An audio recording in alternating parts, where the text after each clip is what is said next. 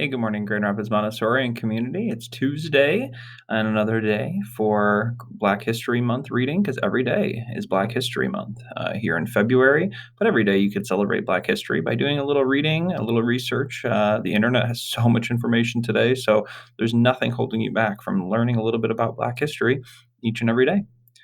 Today, we're going to learn about activist Paul Stephenson. He was born in 1937 and he's still alive today. All right. Despite growing up in the shadow of World War II, Paul had a happy childhood. He was 2 years old when the war began, and he was evacuated from London to the countryside. Since his mother was in the military and his father had returned to West Africa, he grew up in a children's home.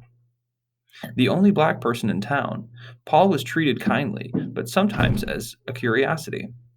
Being singled out made him particularly observant to the behaviors of the adults around him, a trait that served him well later in life. When he moved back to London, Paul experienced racist hostility for the first time. Despite this, Paul was proud to be British and wanted justice for everyone. At 15, he joined the Royal Air Force. After 7 years of service, he moved to Bristol, where he was the city's first black social worker. When Paul arrived in Bristol, he witnessed the racism that many Caribbean immigrants were experiencing. The Bristol Omnibus Company, for example, refused to employ black or Asian drivers. Inspired by the work of civil rights activists in the United States like Martin Luther King Jr. and Rosa Parks, Paul called for a bus boycott, which lasted 60 days. On August 28, 1963, the same day that Dr. King gave his I Have a Dream speech, the bus company announced it would hire black and Asian drivers.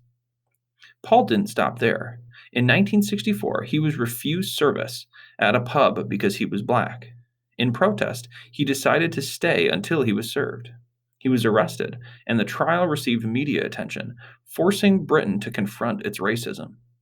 Paul was found innocent, and Britain's prime minister promised him that the laws would change.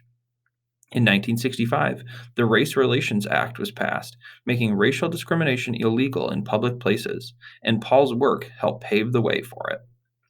Paul showed that it's important to stand up for what is right, no matter how big or how small the fight. He shined a light on Britain's racism and helped illuminate a path to a better country. That's the story of Paul Stephenson, one of Britain's civil rights activists. I had never heard of him before reading this before, so I know that some people probably learned a little bit today. But yeah, very reminiscent of some of our own history here in the United States. Hope you have a great day. Thanks for tuning in.